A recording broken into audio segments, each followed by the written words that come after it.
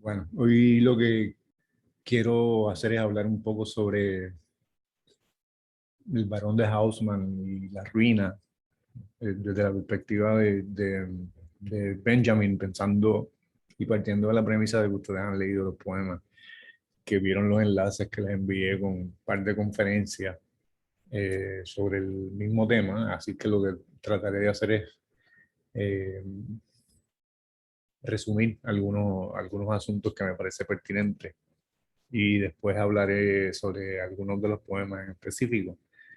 Pero debería estar claro el asunto de los bulevares, ¿no? Y la transformación de París que ocurre por decreto de Napoleón III y por la planificación de Haussmann que se menciona en uno de las conferencias que les envié. La consecuencia de esa transformación del Barón de Haussmann es que se convierte la ciudad en un espacio físico y humano que puede contener grandes masas de gente. Así que una característica de la ciudad moderna, primero que deja de ser un recinto amurallado que se defiende de un ataque exterior, del exterior, ¿verdad? Y se convierte en un espacio abierto. Y en ese espacio abierto también ocurre una comunicación, o mejor digamos, que se establece una relación entre el individuo y la ciudad asignada precisamente por la rapidez del movimiento. Pensando desde el siglo XXI, por supuesto, no le puede parecer exagerada esta característica, pero estamos hablando de mediados del siglo XIX. Eh, Uno de los resultados de la planificación y la transformación que lleva a cabo Haussmann es que destruye el París viejo, ¿verdad? El viejo París que antes de Haussmann no es otra cosa que una ciudad medieval, a pesar de lo que uno pueda pensar. En el siglo XIX, a mediados del siglo XIX, todavía París no es una gran ciudad. Eh, pero una de las razones por las cuales se hace esa transformación, es decir, se destruye la vieja ciudad y se construye una nueva ciudad, aparte de los fines comerciales, los fines industriales, hay una cosa que es la ideología militar. Eh, las grandes avenidas se construyen para que puedan pasar las caballerías del ejército y acabar entonces con las revueltas populares, con las barricadas, que son características de ese momento histórico.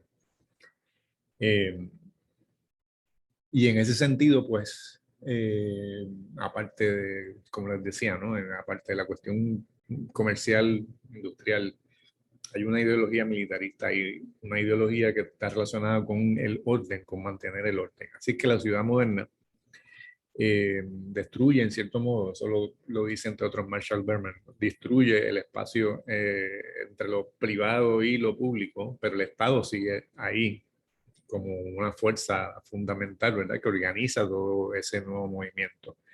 Así que hay un nuevo espacio social, y ese espacio social es la calle.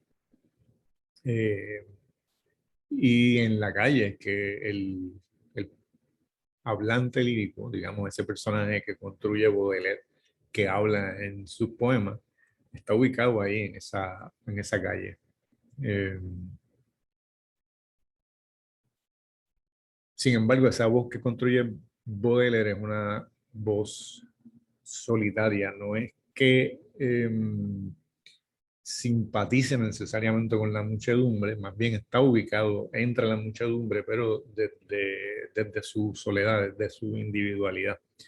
En ese sentido, entonces, el bulevar es el nuevo espacio físico de la modernidad y en ese espacio físico se van a manifestar, por supuesto, contradicciones y conflictos, conflictos de clase, por supuesto, y el conflicto entre este individuo que observa la muchedumbre pero no participa de ella. Eh, Obviamente está la idea también de que el bulevar es un lugar de paso, no es un lugar en el que uno vive, ¿verdad? Es un lugar de paso y ahí se construye también ese personaje que es el flaneo, que es de difícil traducción al español, pero digamos que es el caminante. No es, alguna gente lo confunde con un vagabundo, no es un vagabundo, ¿verdad? Alguien que camina, que viaja continuamente, eh, pero no tiene la esperanza de encontrar un lugar de reposo, ni de protección, ni nada por el estilo. Es simplemente alguien que está en medio de un entorno que es extraño, que es hostil, y él está ahí precisamente porque le causa atracción ese ambiente. Como si la ciudad fuese, o no como si la ciudad fuese. La ciudad se transforma en un espectáculo, en un espectáculo para la vista. Y de ahí sale también esa metáfora que todavía se usa de la ciudad como una jungla. Eh, el caminante atraviesa esa jungla con el peligro de que puede ser arrollado por el progreso como esta ideología, ¿verdad? El progreso como esta idea de que esto ocurre, es decir, el progreso siempre hacia adelante con valores positivos. Lo que hace el flanero, el caminante, que de repente está ahí en esa jungla y choca, se enfrenta a ese tiempo acelerado de las grandes ciudades. Y ese individuo, que es un artista, que es un poeta, pierde su significado como un ente, casi como una aureola, como si fuese un genio, alguien que tiene casi como una aura sagrada. Eso se pierde en la ciudad.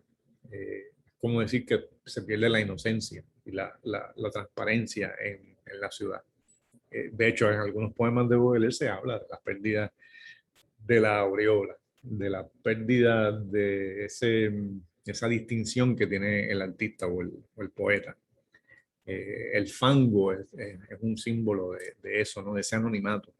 El fango que se repite en muchos poemas, como por ejemplo en El Cisne, que el cisne, que no es otra cosa que una analogía, un símbolo de la inmigrante, de la emigrante que se encuentra en París, del mismo modo que hay ese pajarito, ese cisne extraño escapado del zoológico en el fango. Bueno, pues es lo que le sucede a todos los individuos en la muchedumbre. Eh, el, el personaje que crea Baudelaire se puede asociar con el dandy, más que con un vagabundo. El dandy es un tipo con ciertos recursos, ¿verdad? No es un homeless. Eh, y de hecho le gusta la buena vida, pero ese refinamiento y esa elegancia no están relacionados con la nobleza ni con el heroísmo, sino por el contrario, con el rechazo a la nobleza y al heroísmo, pero también es un rechazo al espíritu burgués. Así que es una especie de aristocracia espiritual, digamos. Eh, su interior es más importante que la vida vulgar y cotidiana de la ciudad. Eso sería la mirada, digamos, de Baudelaire. Eh, es, es, como si estuviésemos hablando de un personaje solitario que le gusta esa soledad y su mirada no es una mirada de empatía a la muchedumbre, sino que simplemente le interesa mirar, observar a esa muchedumbre. Eh, y esa muchedumbre que observa es para este hablante lírico, ¿no? Para esta voz que habla en los poemas de Baudelaire, es un signo del fracaso de la modernidad, el fracaso de la ideología del progreso. Eh, Benjamin en el ensayo, que también tienen el prontuario para que lo revisen, compara al poeta moderno, que su paradigma, ¿verdad? Es Baudelaire, con el que vende trapo, el que vende trazos, ¿verdad? Retazos de tela o de cosas viejas, ¿no? Que en cierto modo están marginados del centro industrial y comercial de la ciudad, pero que la atraviesan también vendiendo trapo, ¿verdad?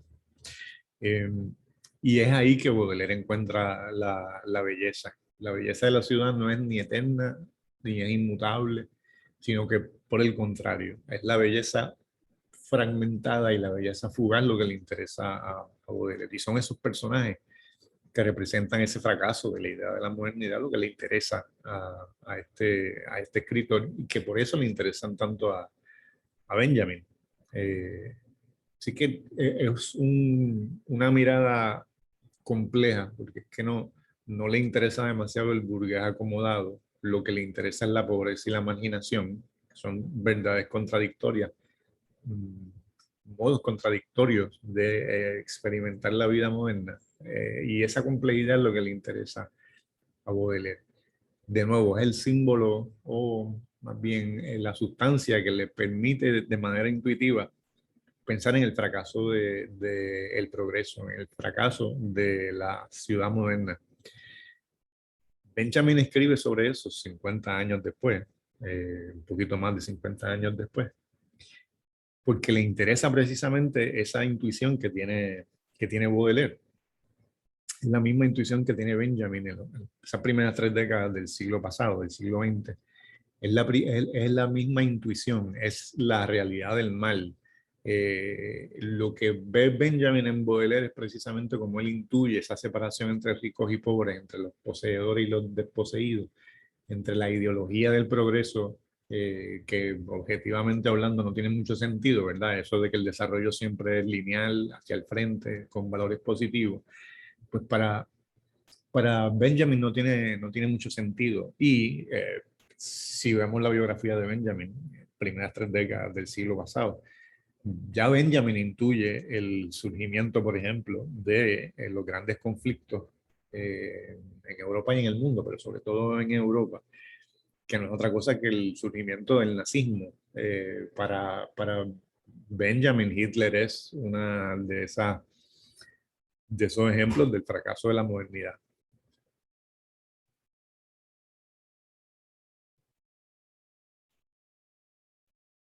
Y entonces hacía demasiado calor y me mudé para acá. Y entonces les decía, me parece que le estaba diciendo que esa mirada que tiene Baudelaire está orientada hacia la pobreza y la marginación, sobre todo para revelar las contradicciones de la vida moderna.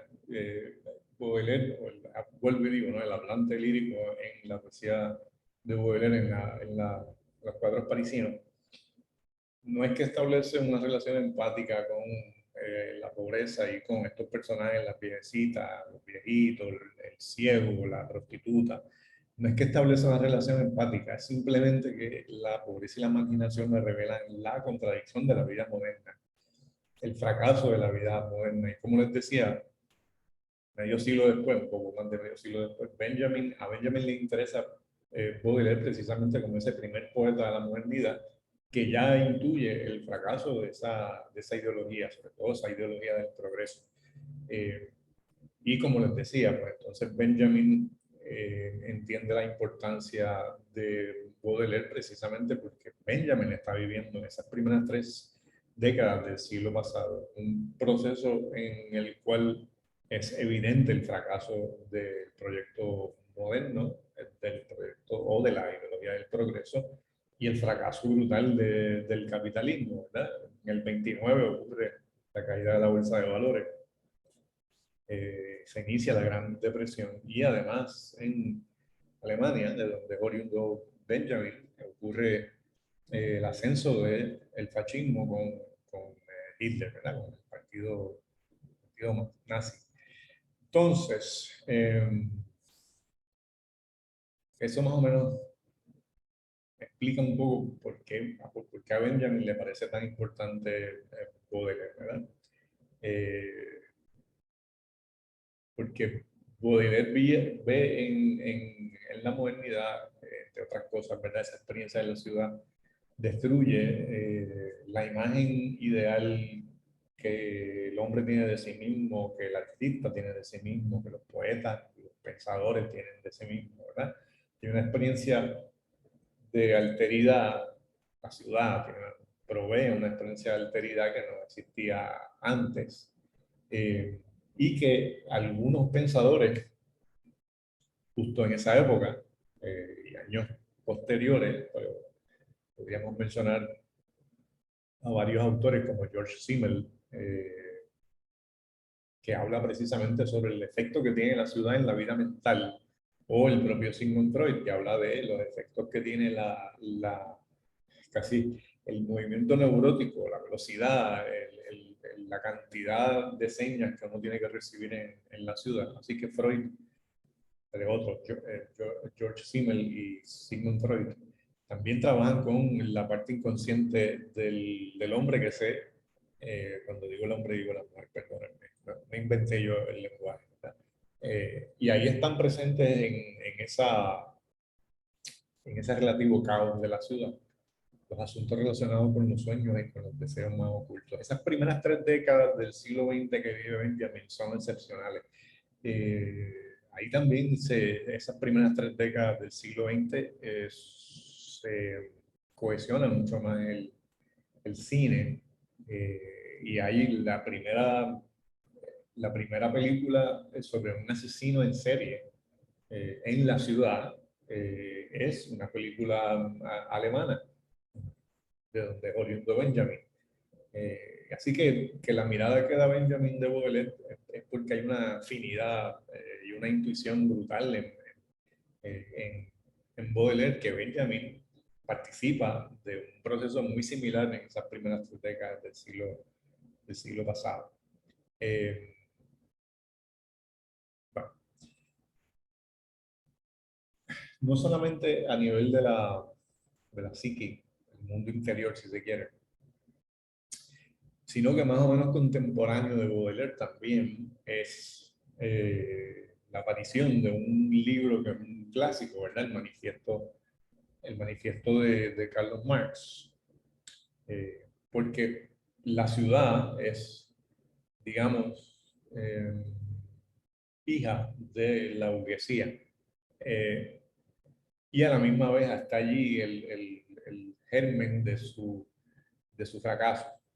En el manifiesto, no estoy diciendo con esto que Baudelaire leyera el manifiesto ni nada por el estilo, estoy diciendo que son ideas que están están en la discusión en la sociedad, sea la que sea, en el siglo XIX, en el Occidente. Y Marx propone en el manifiesto que la burguesía misma ha perdido su aureola, ¿no? Y todas las profesiones que habían sido antes venerables o dignas de respeto, eso desaparece con el surgimiento de la ciudad.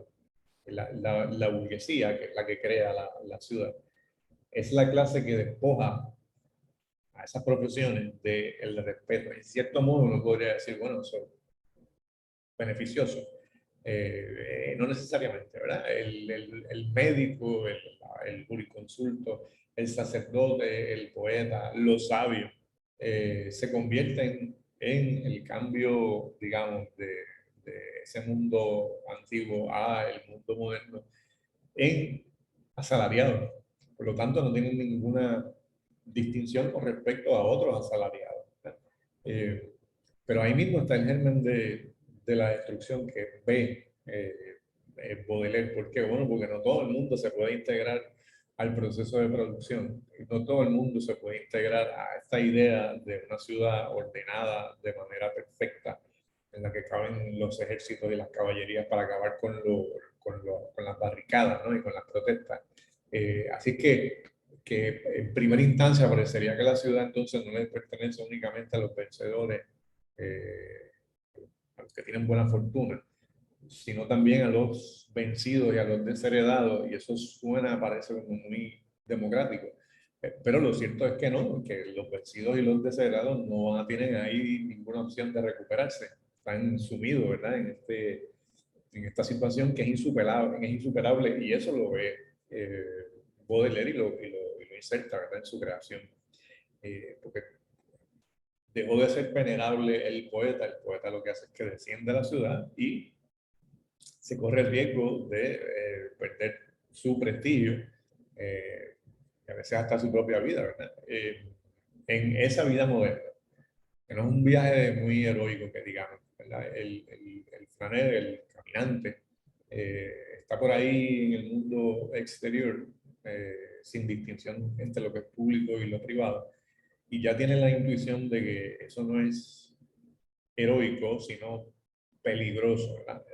Y el flaneur, el personaje que aparece ahí, que observa en la poesía de Baudelaire, es un espectador desinteresado, por eso les decía ahorita y les repito, ¿verdad? Alguien que observa, pero no necesariamente es empático, Ni le interesa tampoco dejar ninguna huella en la historia, ni nada por el estilo, no es que va a hacer una revolución ni nada. Él está de paso por la ciudad. Esa mirada de Baudelaire en los cuadros parisinos es la mirada de alguien que pasa por la ciudad, que no tiene un lugar fijo de residencia, una identidad fluida, casi como inconsciente. La multitud es la que es la fuente inagotable de la experiencia. Y en cierto modo tedioso, pero a la misma vez atractivo. Esta idea, como he dicho, pues, bueno, estas ideas y estos modos de interpretar la realidad a partir, digamos, del inconsciente y del sueño, o de la mente, como hace George Simmel, como hace Sigmund Freud, como lo ve desde una perspectiva económica Marx, como lo ve, en cierto modo, entonces, el que le sirve de modelo a Baudelaire, no sé si está claro que le sirve de modelo, que es Edgar Allan Poe, que lo leeremos después durante el semestre, de hecho, en la próxima lectura, ¿no? Poe tiene un texto que se llama El hombre de la multitud, el hombre de la muchedumbre, y es de ahí, ese es el modelo de Baudelaire, con una distinción. El personaje, digo, la construcción de esa voz de Baudelaire en los cuadros parisinos, está insertado en esa marea humana de las grandes ciudades. Eh, pero Poe, sin embargo, ese personaje no tiene esa profundidad que tienen los personajes de Baudelaire. En el caso de Edgar Allan Poe, el protagonista del hombre de la multitud, ni siquiera se pertenece a sí mismo, un tipo que camina sin identidad en medio de las masas, ¿verdad? Y quien define a ese hombre que camina por la ciudad es el que está siendo perseguido. Bueno, cuando lean el texto de Poe, pues lo van a tener mucho más claro. Eh, pues la finalidad que tiene el hablante de Baudelaire no es simplemente seguir a las masas, es interpretar esas masas, ¿no? No se instala en la multitud, sino que la observa y la define, le va dando características según su visión muy particular. De todas maneras, uno de los principios de la obra de Baudelaire es precisamente el dolor incomunicable que siente, pero a la misma vez, esa es la paradoja de la poesía, ¿verdad? Que lo incomunicable se trata de comunicar. Y eso es lo que se construye en la poesía de Baudelaire en los cuadros parisinos. Es decir, Napoleón III combina a Haussmann a crear una ciudad moderna. El modelo de esa ciudad moderna es Londres, por cierto. Pero hablamos de París porque París se convierte entonces en el modelo del resto del mundo. Esa reconstrucción de la ciudad implica la destrucción de la ciudad anterior. Y es ese proceso de destrucción, construcción, lo que llama la atención de Baudelaire. Y se fija en los personajes que ni planifican esa transformación, sino que sufren las consecuencias de la transformación. Y eso sería motivo para hablar ya del fracaso de la modernidad justamente cuando surge. Entonces, repito, ¿verdad? Benjamin utiliza a Baudelaire como el paradigma del fracaso de la modernidad, y el mismo Benjamin está atravesando por un proceso, Benjamin es alemán, por un proceso en el que ve la destrucción de Europa, años antes de que ocurra primero la caída de la bolsa de valores, que es una de las grandes caídas del sistema capitalista, y el surgimiento del fascismo, sobre todo el nazismo, en su propio país, que es Alemania. Y por eso fue en Baudelaire el poeta intuitivo que señala, casi profetiza esos procesos. Y con esto simplemente lo que quería era refrescar la memoria sobre el proceso de la construcción de París y sobre todo la pertinencia que tienen las ruinas en, en la obra de Baudelaire. Vuelvo, cuando lean el ensayo de Benjamin se darán cuenta del énfasis que hace Benjamin, es las ruinas como elemento significativo, ¿verdad? De esa ciudad moderna, que de nuevo paradójico, ¿verdad? Hablar de ruinas cuando se está renovando una ciudad, pero eso es lo que les interesa precisamente como una especie de llamado al fracaso mismo de esos proyectos.